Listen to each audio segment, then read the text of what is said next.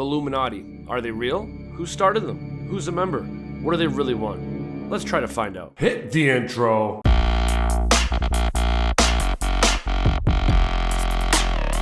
I got flavor. Motherfucker, I'm ill.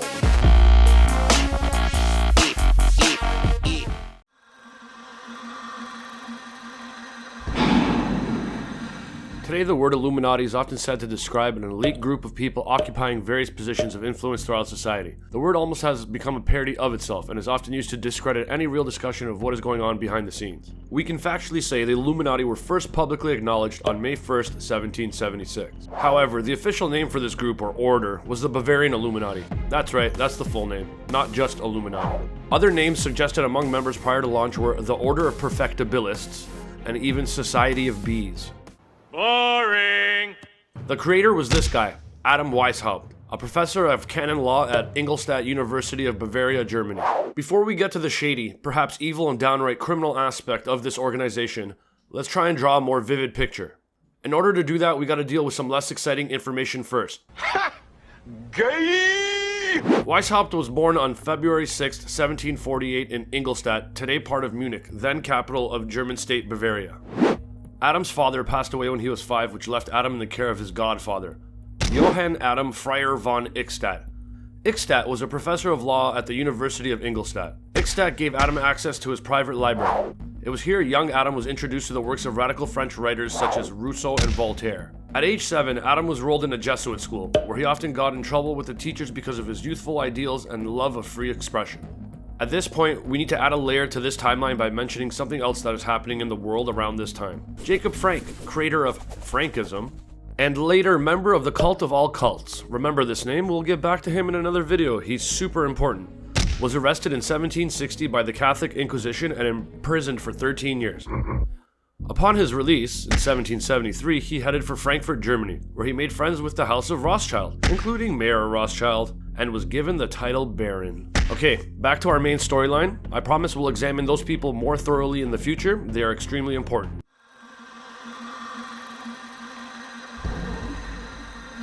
In 1768, at the age of 20, Adam graduated from the University of Ingolstadt with a doctorate in law. Around this time, he converted to Protestantism despite his Catholic training. Thanks to his godfather again, Adam had access to books that were generally banned by the Jesuits, who tightly controlled Bavaria at the time. These forbidden books of ancient mysteries, cults, and paganism greatly influenced Adam to become a free thinker and seek out additional works by Age of Enlightenment thinkers. Age of Enlightenment was an era he was living in. If we go back to our side quest happening in our timeline right now, we find this going on. The year is 1773 and Jacob Frank, Satanist surprise, is forming alliances. First with Mayer Amschel Rothschild, banking dynasty starter of the Rothschild family. And some researchers say at this point he even made homies with Adam Weishaupt. However, some researchers say that happened a little after the start of the Bavarian Illuminati. The discrepancies above leave two schools of thought in this story.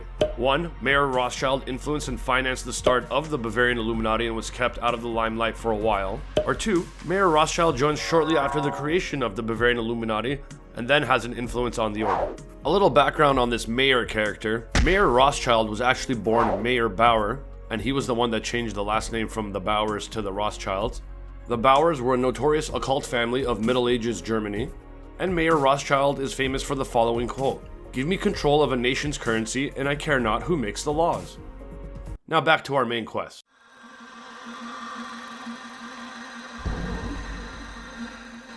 In 1775, Adam was named professor of law at Ingolstadt University, a position only held before by a member of the Jesuits. Adam, being Protestant, and his promotion further enraged authorities and pitted the young idealist against traditional faculty members, many of them Jesuits. Regardless, Adam's popularity grew with students and faculty.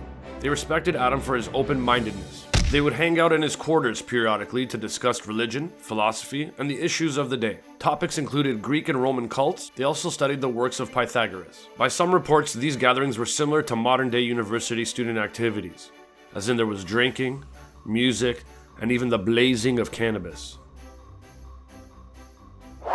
Around this time, Adam was also initiated into Freemasonry, and as a student of ancient esoteric knowledge, he grew frustrated that no one in his lodge understood the occult significance of their own ceremonies. So now that Adam's grown up in our story, now would be a good time to update us on his influences at the time in his life. Who was he a fanboy of type of thing?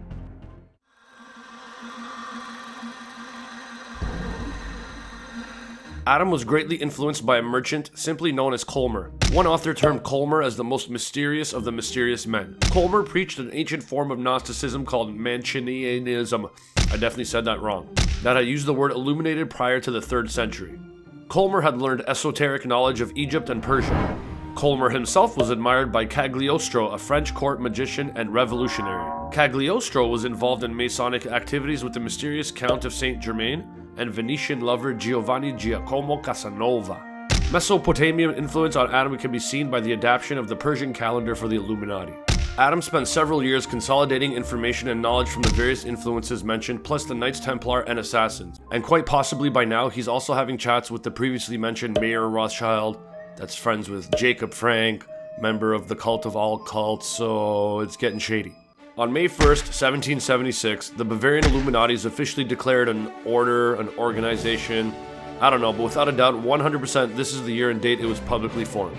Given everything that's going on, one believable theory on where the Illuminati name came from goes like this. The name Illuminati came from the Zohar, which is a body of works in the Jewish equivalent of the Bible called the Kabbalah. Zohar is the foundation of Sabbatean Frankist belief. In Hebrew, Zohar means splendor, radiance, illuminated, and so we have Illuminati.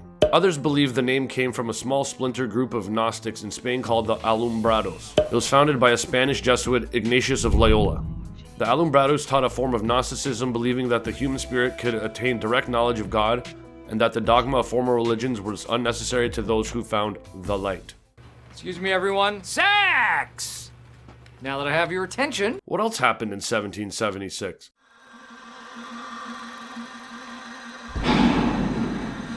American Declaration of Independence. Adam Smith published The Wealth of a Nation. House of Rothschild was formally founded. Adam created 13 degrees of initiation in his Illuminati, the same amount of steps on pyramid money. Adam's Illuminati began with 5 members: Adam and his law students Franz Anton, Maz Elder, Andreas Suto, and a man named Bauhoff. However, the order grew quickly. A less talked about person that joined the order slightly after launch was William of Hesse, the employer of Mayer Bauer, aka Rothschild. So there you go, another connection of how they could be homies and friends and stuff. Rothschilds and German royalty have been connected by biographers through Freemasonry. Mayer's son Salomon was part of the same lodge as Mayer's bookkeeper Seligman Geisenheimer. Originally, the stated goals of the Illuminati appeared benevolent. They were to oppose and try to stop superstition, prejudice, religious influence over the masses, abuses of government power, and gender inequality. Others saw the order and its members as anarchists or descendants of the Knights Templar and the Assassins, and some as nothing less than worshippers of Satan intent on dominating the world. The order recruited swiftly, including from the various Masonic lodges Weishaupt belonged to. In an intercepted letter, Weishaupt is quoted as saying that certain secret traditions were above the comprehension of common minds. Shut up, bitch! Adam showed his desire to mold Illuminati members to his will by writing, "We cannot use people as they are, but begin by making them over." Alright, let's take a break here. We got the ball rolling, and in the next video we will switch focus to understanding the methods of operations for the Bavarian Illuminati, along with their goals straight from the mouth of Adam Weishaupt. We will also include quotes from the numerous historical figures acknowledging the existence of the order. Don't forget the earlier mention in the video about the cult of all cults. This cult will also be examined when the time is right. Until then, just remember who plays a role in said cult that we've discussed so far. Comment below if you learned something from this video. Feel free to correct me on something or add in information I missed. Our perception correction journey continues in the next video. See you there.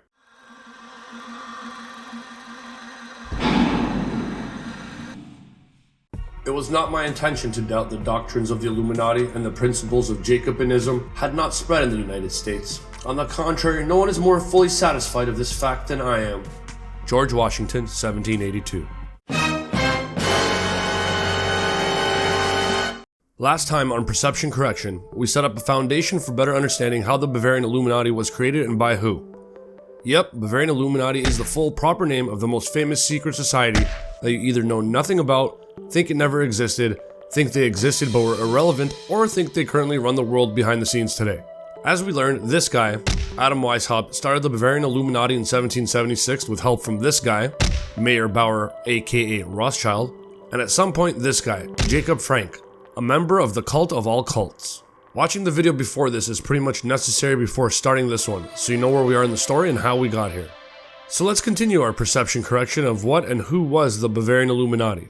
In this video, we will learn about how the Illuminati was structured, the methods utilized to complete their goals and control its members, while sprinkling acknowledgements of their existence from previous world leaders. Hit the intro.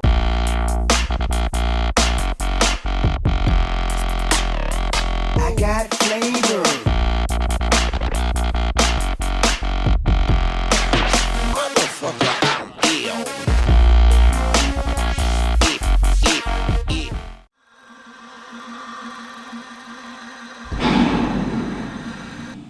Weishaupt wrote this in a letter to a former student of his and fellow Illuminati member. Immediately under me, I have two into whom I infuse my whole spirit. These two in turn correspond with two others and so on. In this manner and with the simplest means possible, I will inflame 1,000 men into action. Similarly, this is the same method by which secret societies necessarily operate within the political sphere.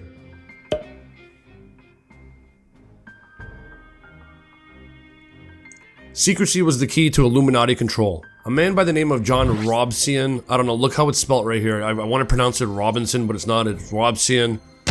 He was an Edinburgh University professor, a Freemason, was invited to join the Illuminati in the late 18th century. After investigating the order, he published his findings in a book titled Proofs of a Conspiracy Against All the Religions and Governments of Europe, carried on in the secret meetings of the Freemasons, Illuminati, and reading societies. Robinson quoted from Weishaupt's letters to fellow Illuminati. Here's one from a work called Die Neuesten Arbeiten des Spartacus und Philo in dem Illuminatum-Ordern, written in 1794. Definitely butchered that. And I gotta admit, I don't think I give a fuck. The great strength of our order lies in its concealment. Let it never appear in any place in its own name, but always covered by another name and another occupation. Today, Junior? None is fitter than the 3 lower degrees of Freemasonry. The public is accustomed to it. Expect little from it and therefore takes little notice of it. Next to this, the form of a learned or literary society is best suited to our purpose. By establishing reading societies and subscription libraries, we may turn the public mind which way we will. In like manner, we must try to obtain influence in all offices which have any effect either in forming, or in managing, or in even direction the mind of man.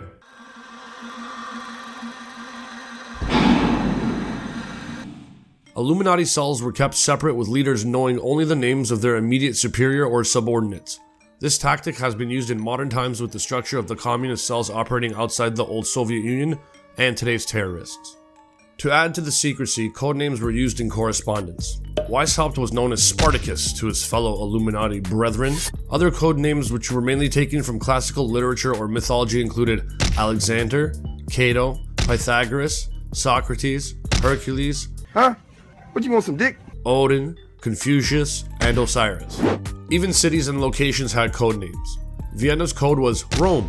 Austria's was Egypt. France was Illyria. Despite Weishaupt's animosity towards the Jesuits, he did end up borrowing their pyramidal structure to use for the Illuminati. Along with that, he incorporated structures of Freemasonry by using a similar system of degrees, esoteric instruction, and secret methods of recognition.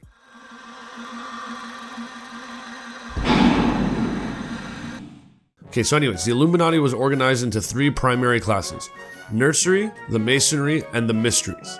Then these classes, again, were divided into parts with various degrees. So I'm going to provide a brief run through of this structure right now, but if you're interested in a deeper dive, may I suggest this book. In fact, I've read 3, 4, or 5 books by this author, and I'm yet to be disappointed, so go check that shit out. The Nursery class was subdivided into 4 degrees: Preparation, Novice, Minerval, and Illuminatus Minor. You fucking nerd.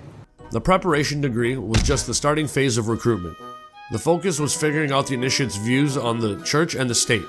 The candidate only knew the name of his recruiter, called an insuator, and was unaware that the Illuminati had spies called scrutators, whose job was to constantly surveil new members. Upon entering the novice degree, shit started to get a little more real, as the kids say.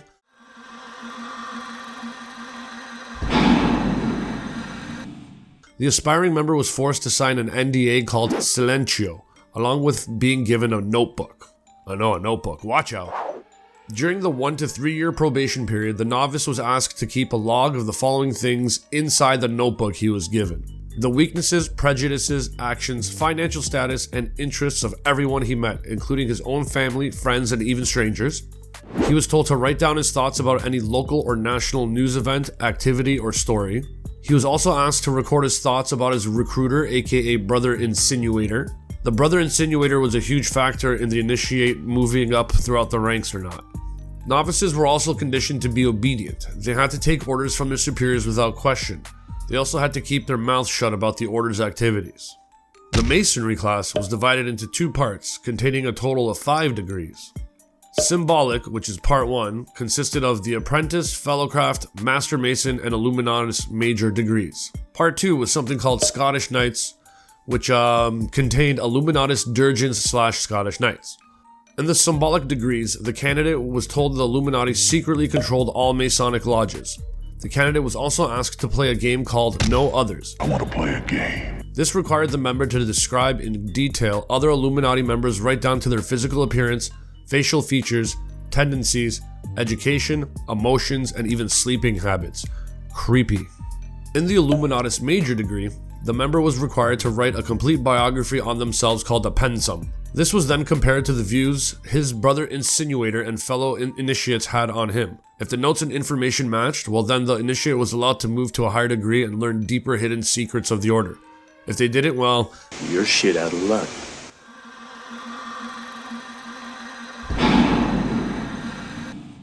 By the time you were a Scottish Knight degree, you were a well-vetted individual and could be made an administrator for the order, which in some instances involved being put in charge of an Illuminized Masonic lodge. The final grade, called Mysteries, was also divided into 2 parts with 2 degrees in each part. Part 1, Lesser Mysteries, had the following degrees: Prince and Priest. Part 2, Greater Mysteries, had the following degrees: Magus and King. The degree of Prince usually consisted of top administrators in the order. During induction for this degree, the candidate's hands were tied to symbolize the bondage of state and church tyranny. The password for Prince was Redemptio. That's it just means redemption, that's all I got. The degree of Priest meets once a year to perform a ritual called a synod, in which they arrived to blindfolded via a horse and carriage.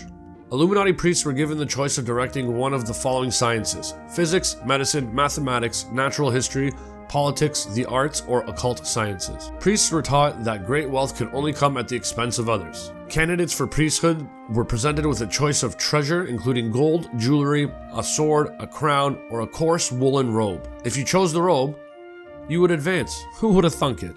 A candidate with his utter dedication proven to the order was permitted to enter the top-level circle of initiates as a Magus. The rank of Magus sat directly below the position or degree of King. The position of King was strictly occupied by Weishaupt himself. Next up, methodology.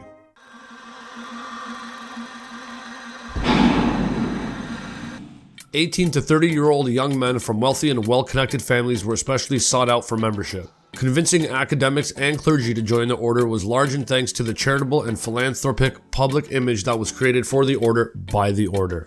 Many believe the Illuminati was a Christian effort to unify society into one big happy society. Weishaupt explained, "These powers are despots when they do not conduct themselves by principles, and it is therefore our duty to surround them with its members so that the profane, non-illuminated persons may have no access to them. Thus we are able most powerfully to promote interests. If any person is more disposed to listen to princes other than the order, he is not fit for it and must rise no higher. We must do our utmost to procure the advancement of Illuminati into all important civil offices."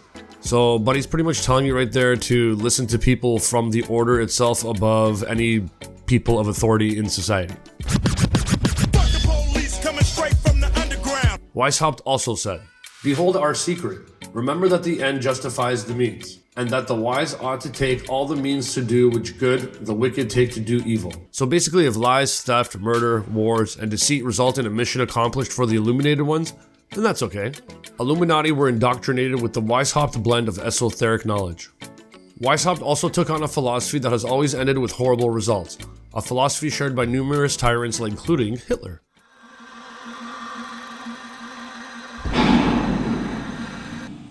"Man is not bad," Weishaupt wrote, "except he is made so by arbitrary morality. He He is bad because religion, the state, and bad examples pervert him.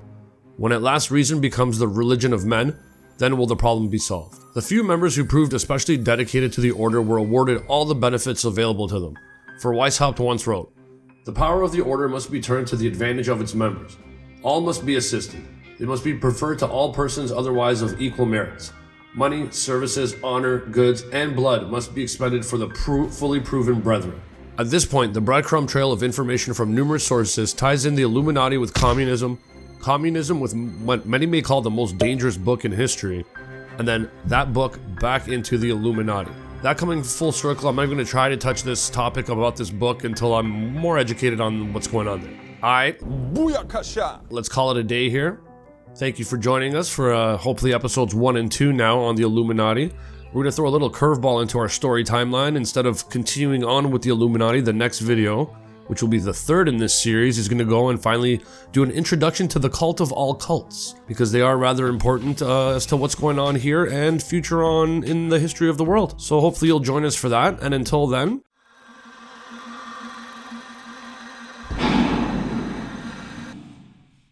Satanists, genuine ones, are peculiar people. They aren't ignorant peasants or semi-literate natives. Rather, their ranks are filled with doctors, lawyers, businessmen, and basically high responsible citizens. They are not a careless group who are apt to make mistakes. But they are secretive and bonded together by a common head and desire to mete out havoc on society. It was Aleister Crowley who said, "I want blasphemy, murder, rape, revolution, anything bad." The above quote is from serial killer David Berkowitz, who said he was part of a satanic group that orchestrated his murders. The quote is taken from letters he wrote to a church minister. Welcome to the video. Go like and subscribe. If you've watched previous videos, hopefully you've realized I put effort into entertaining you while getting this information across to you. If you don't like and subscribe, you're pretty much telling me you hate cute little puppy dogs. If you regret subscribing down the road, just unsubscribe, it's free. This video is a prequel, timeline-wise, to the information in my previous 2 videos. So if you want the bigger picture and full knowledge of what's going on here, make sure to watch all 3 videos. Booyakasha! The cult of all cults, it's time for an introduction. Hit the intro.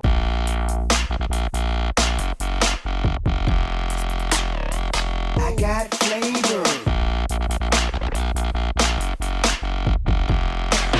Motherfucker, I'm ill.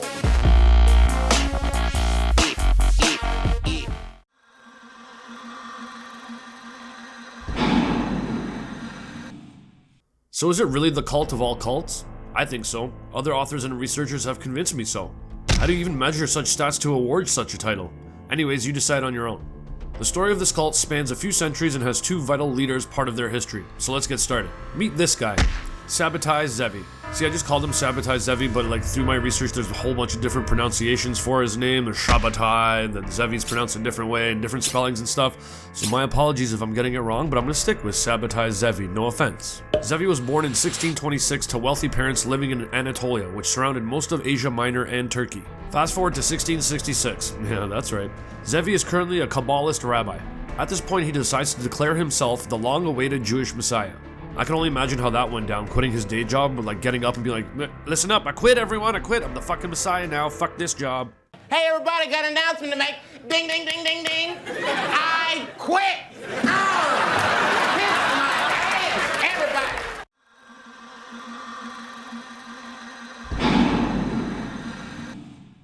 Regardless, he was reportedly a charismatic leader, and in a rapid pace he obtained half of the Earth's Jewish population as his followers.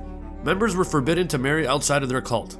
There was even a system put in place to keep children unaware of what the cult was really about until they reached a certain age that deemed them trustworthy. Zevi and his followers came to be called Sabbateans. Then, yet again, I found a million different pronunciations. Well, not a million, 3, 4, 5. Sabbateans, Sabbatians. I'm gonna stick with Sabbateans, or whatever comes out of my mouth, no offense.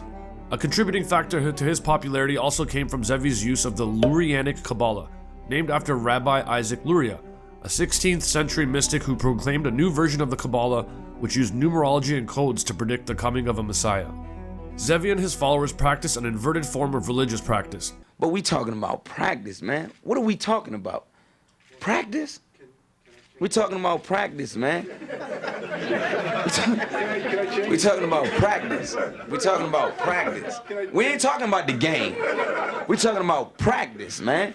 They believed that by breaking old Jewish laws and traditions, the new Messiah could more easily lift them up to redemption. They feasted during fast days, ate food forbidden by Jewish dietary law, and believed in reincarnation. Another aspect of Sabbatean theology involved secrecy.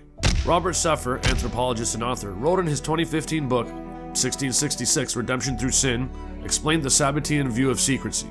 The theme of a secret, hidden, or occult identity became a part of this evolving religious philosophy. In essence, a true act cannot be committed publicly before the eyes of the world. Like the true faith, the true act was concealed, for only through concealment could it negate the falsehood of what is explicit. Through a revolution of values, what was formerly sacred became profane, and what was formerly profane became sacred. So yet again, let's remember this premise. Sabbateanism was not a form of Judaism, but an inversion of everything that common Judaism stood for. No joke, no over-exaggeration. Whatever was forbidden by Judaism was encouraged and sometimes even commanded of Sabbateans to do. This included incest and what would today be called Satanism. Hail Satan. Zevi even encouraged and told his followers to celebrate acts of evil and argued for feelings of guilt to be ignored. Zevi also foretold about a return to the promised land for Jewish people. An authority on the Kabbalah, Israeli historian Gershom Sholem, sorry if I butchered that name, described the Sabbatean movement as the largest and most messianic movement in Jewish history. Zevi was expelled from Jerusalem by rabbinical leaders due to his unorthodox views.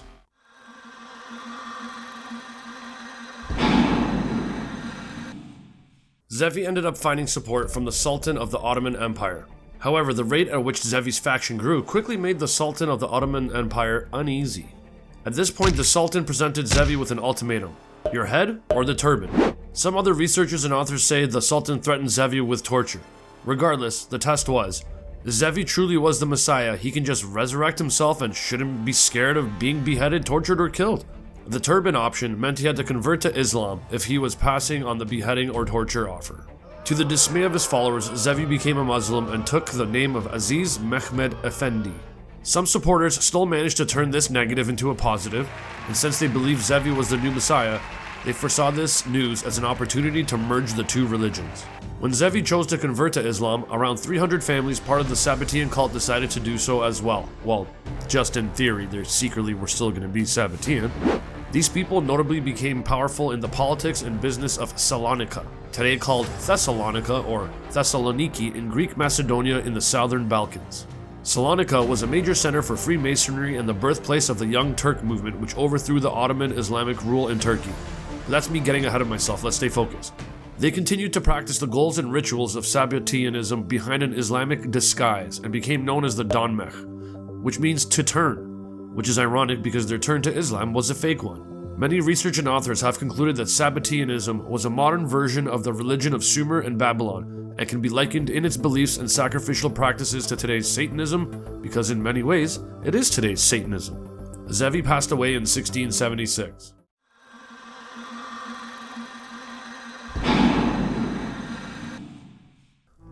The movement's leadership was taken over by this guy, Polish-born Jacob Frank, who claimed to be the reincarnation of Zevi, as well as the biblical patriarch Jacob to the Donmech people as he encountered them traveling through Turkey as a salesman.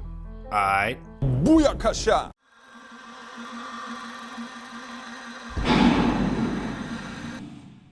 Welcome to part 2 of the Cult of All Cults. Go watch the previous videos if you want a better understanding of the information and bigger picture we're revealing through our quest here. We're continuing from where we left off in the last video, so hit the intro.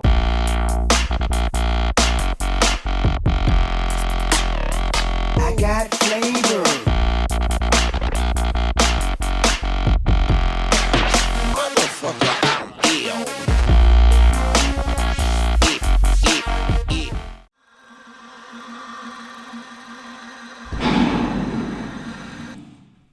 The movement's leadership was taken over by this guy, Polish-born Jacob Frank, who claimed to be the reincarnation of Zevi, as well as the biblical patriarch Jacob to the Donmech people as he encountered them traveling through Turkey as a salesman.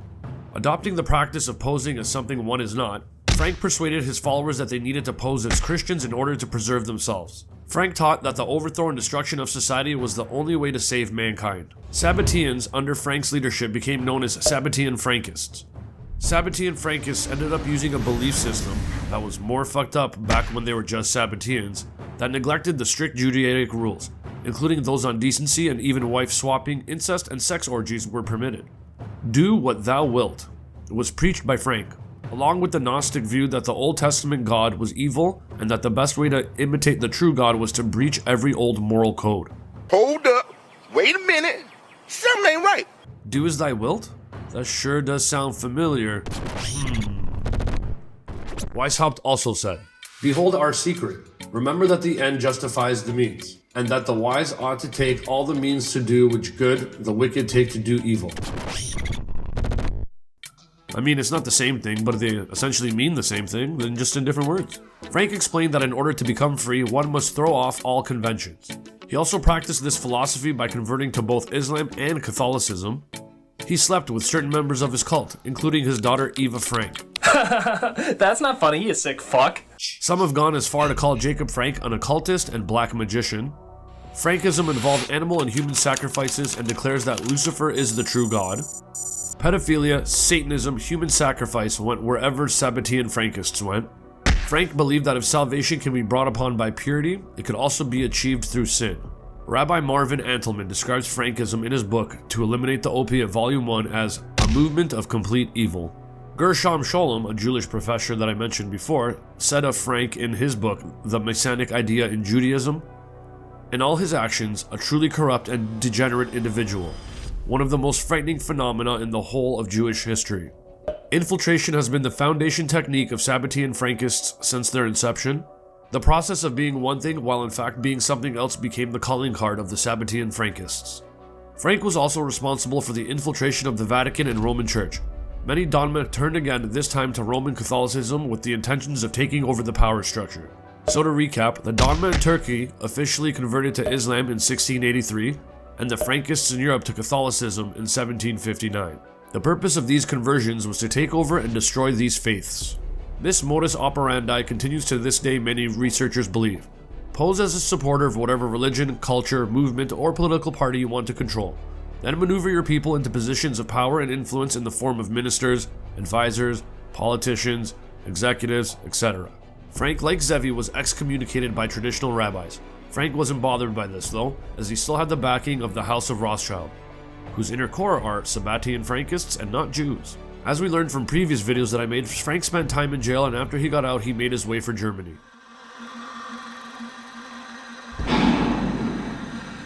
So as we remember, Frank made his way to Germany, and according to Marvin S. Antelman, Chief Justice of the Supreme Rabbinic Court of America / biochemist, Frank also during this time became suddenly wealthy, because he was supported by who? Mayor Amschur Rothschild, who had established a banking house in Frankfurt around 1764. Remember the previous Illuminati videos? Well, go check those out if you haven't, because after making those videos while researching this video, I ran into some additional information that kind of gives like a notice that we're on the right track as far as information goes. Ready? Here we go. In 1773, Jacob Frank formed an alliance with two other Sabbateans named Mayer Rothschild and Adam Weishaupt. These three would go on to create the Bavarian Illuminati in 1776.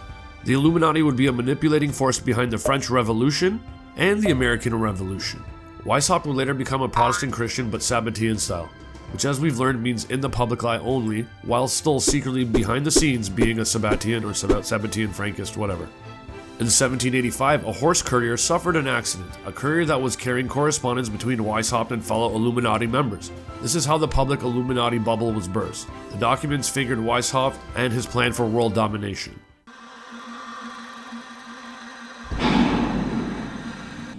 Since a lot of books on the matter seem to reference this one book, To Eliminate the Opiate Volume 1, I had to go buy the book and read it for myself.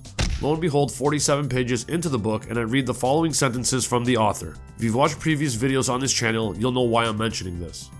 The author, Marvin S. Antelman, said the following thing on page 47. There is no argument about the relationship between the Illuminati and the Jacobins, who executed the terror during the French Revolution. There is no argument among prominent Judaic scholars as to the Frankist influence on the Jacobins and the Reform movement.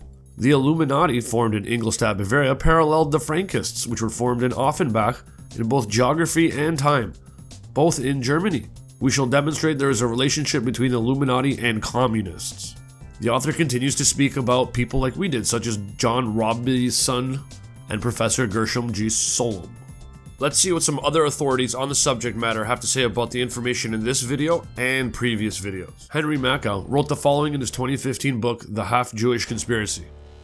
The satanic plague devouring humanity originated with the Sabbatean Frankist cult, a satanic Jewish movement based on the Kabbalah that absorbed half the Jews of Europe in the 17th/18th century. They were chameleons, pretending to convert the Satanist Jews infiltrated and subverted all important religions, organizations, and governments. They are the progenitors of the Illuminati, Zionism, communism, fascism, and they control Freemasonry. The NWO, brackets New World Order, is their goal. In 1988, Rabbi Gunter Plaut described Illuminati founder Jacob Frank in these terms and implied that the Nazis were a Sabbatean Frankist creation.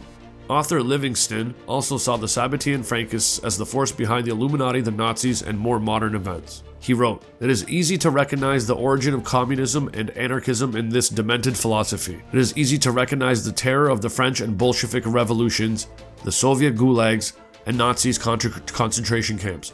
Today, Junior! The killing fields of Cambodia and China, the shock and awe of Iraq, and the dust of the World Trade Center. Many Jews were tricked by the Frankish communist promise of economic justice and public ownership." Gotcha, bitch.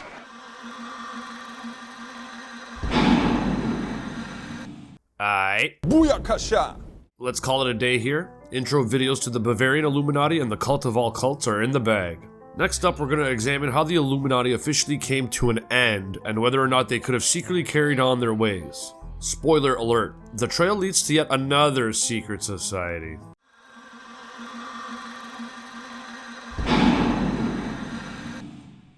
In 1794, Duke Ferdinand of Brunswick, who was a Grand Master of Freemasonry and an Illuminati initiate since 1783, wrote the following to fellow Masons. "I have been convinced that we, as an order, have come under the power of some very evil occult order, profoundly versed in science, both occult and otherwise, though not infallible, their methods being black magic, that is to say, electromagnetic power, hypnotism, and powerful suggestion. We are convinced that the order is being controlled by some sun order, after the nature of the Illuminati if not by that order itself. In this video, we will examine the demise of the Bavarian Illuminati and the possibility that their mission was handed down to others that continued their work. Go watch the videos before this if you want a better understanding of what is going on. Subscribe, like, share, follow, all that stuff. That's enough time wasting. Let's get this party started. Hit the intro.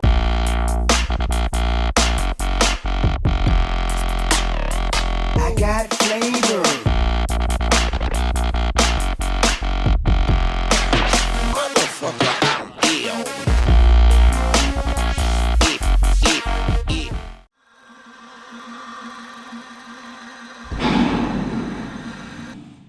By the spring of 1784, Illuminati membership had grown to just under 3,000 thanks to Adolf Freier Nige and Company, along with two other influential free agent signings by the Illuminati. Duke Ferdinand of Brunswick-Luneburg and Prince Karl of Hesse, both of which were considered important figures in Freemasonry. Nige did not get along with Weishaupt, and in April 1784 he resigned from the Illuminati, promising to give back secret and sacred property of the order and to never divulge information that he swore to keep secret.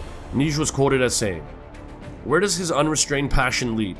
Had I ever believed this man capable of such low and ungrateful behavior?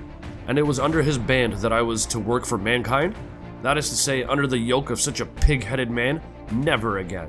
So anyways, this Nige character obviously thought Weishaupt was too fucked up to be involved with. That's what that quote says to me. Moving along. On June 22nd, 1784, Karl Theodor, the Duke of Bavaria at the time, issued the first of several rulings banning all secret societies, including Masons. Adam Weishaupt, the creator of the Illuminati, not only set out to deceive the public, but also reminded his top followers that they should hide their true intentions. Weishaupt wrote that members must, speaking sometimes in one way, sometimes in another, so that one's real purpose should remain impenetrable to one's inferior. How do we know Weishaupt said this? Let me tell you. In 1785, a horse courier, some sources say this person was not merely a horse courier but also a friend of Weishaupt's and an Illuminati member, was traveling from Frankfurt to Paris when he was reportedly struck by lightning. And then again, some sources say he just suffered an accident. Regardless, as a result, a considerable amount of correspondence was retrieved by authorities. Documents linking Weishaupt to the Illuminati and their plan for world dominance, along with a membership list of names, were part of the bounty. And now, a word from the best sponsor one can ever have.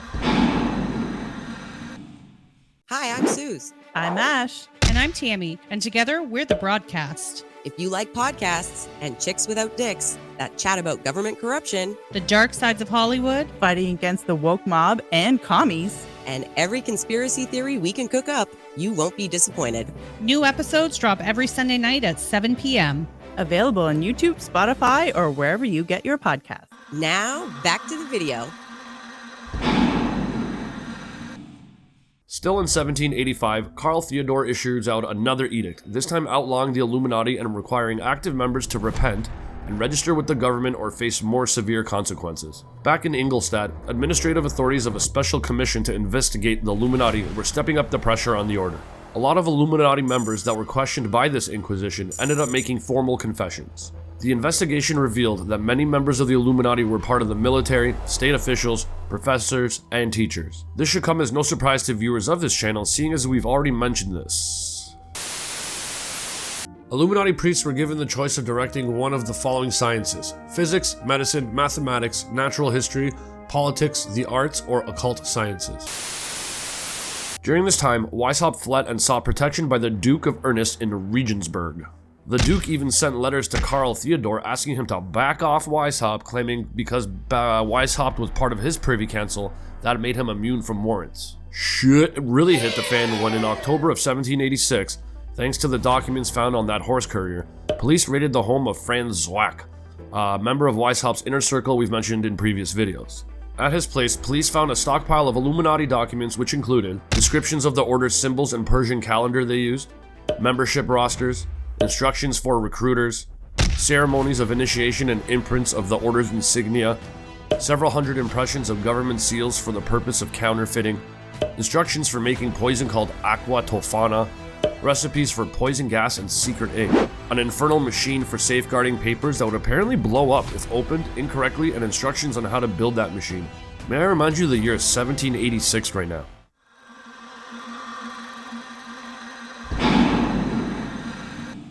Author Stauffer had the following comments based on these documents he sought out and seen as a part of his research. By the admissions of its leaders, the system of the Illuminati had the appearance of an organization devoted to the overthrow of religion and the state, a band of poisoners and forgers, an association of men with disgusting morals and depraved tastes. Boom. Roasted. By 1787, the legitimate intentions of the Illuminati began to be perceived by the public. As mentioned, the seized documents included plans for a global revolution, and it was clear that this was to be accomplished by covert groups using secrecy and deceit. It was clear that this was to be the work of only the most illuminated, which meant educated, and well-placed individuals of the time. Due to this, the Bavarian police had to operate slowly, carefully, and tediously in their investigation of the Bavarian Illuminati. As a result, the police examination of the Bavarian Illuminati was starting to uncover some vulgar information. Accusations ranged from simple insurrection to Satan worship and even human sacrifice. The death blow to the Illuminati came when further raids uncovered the order's intentions of opening its doors to women, which was considered an absurd proposition in the 18th century. On August 16, 1787, Duke Karl Theodor issued a third and final edict pertaining to the Illuminati.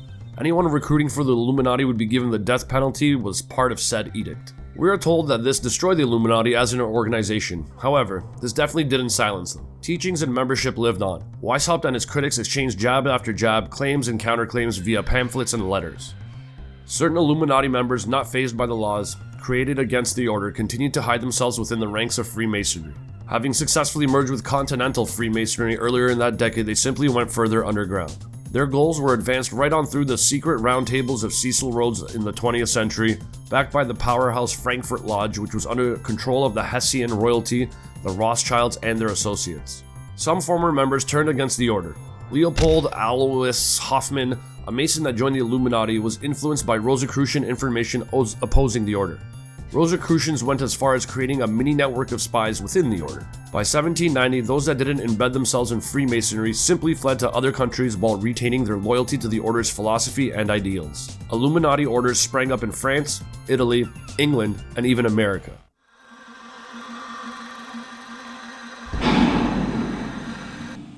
In 1789, John Robison, fucked up weird last name guy is back again, warned all Masonic leaders in America that the Illuminati had infiltrated into their lodges. And on July 19, 1789, David Papin, president of Harvard University, issued the same morning to the graduating class and informed them of the influence of Illuminism was having on American politics and religion. To top this off, John Quincy Adams, who had organized the New England Masonic Lodges, and also the 6th President of the United States, issued his warnings in the form of 3 letters he wrote to top Mason Colonel William L. Stone. In the letters, Adams exposed how Jefferson, that's right, Thomas Jefferson, the 3rd President of the United States, was using Masonic lodges for subversive Illuministic purposes. Those 3 letters at this time can be found in the Wittenberg Square Library in Philadelphia. So Jefferson, founder of the Democratic Party, was a member of the Illuminati. As we've learned, these people love to infiltrate and subvert, so the infiltration of the Republican Party began. To me, it sounds like the birthing moment of the uniparty concept well known to researchers today. While in exile, and to close out his life, Weishaupt lived in Gotha, Germany, where he taught philosophy at the University of Göttingen. In November 18, 1830, Weishaupt died. He was survived by his 2nd wife and 5 children.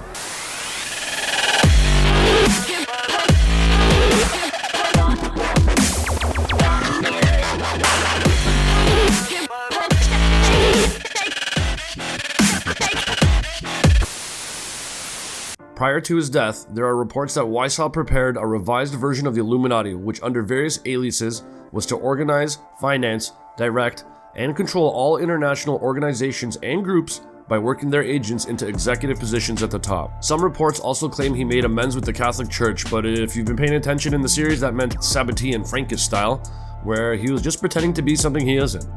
I would just like to mention that loads of information about the French, American, and Soviet or Russian revolutions being influenced by the Illuminati does exist. Later on in our journey, we will return to examine those events, but right now it's time to introduce and delve into a new group of people to the channel.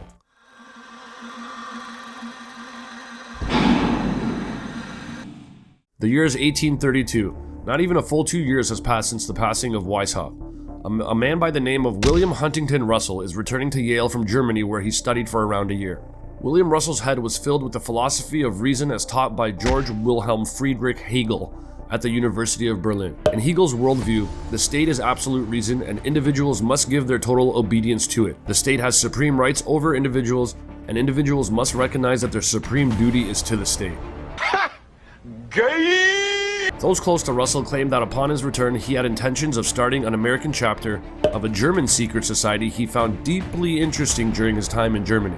That being said, still in the year 1832 at Yale University, William Huntington Russell partnered up with his buddy Alphonso Taft. Together they founded what we know today as Skull and Bones.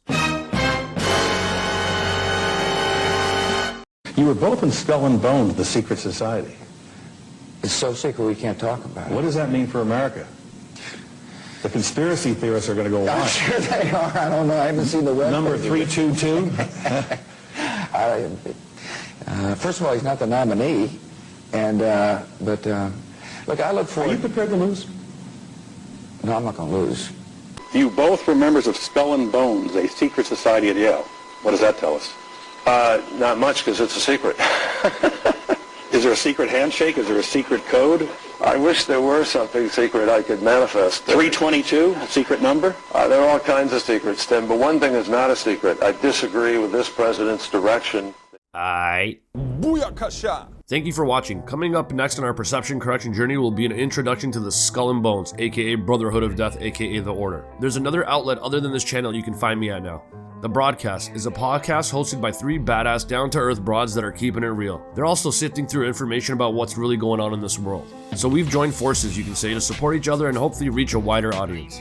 Link to them will be in the description. Go listen to them unless you hate cute puppies. As for perception correction, make sure to like, share, follow, subscribe. See you guys soon. But for now, like a fat kid in dodgeball, I'm out. Hit the outro. Motherfucker, I'm ill.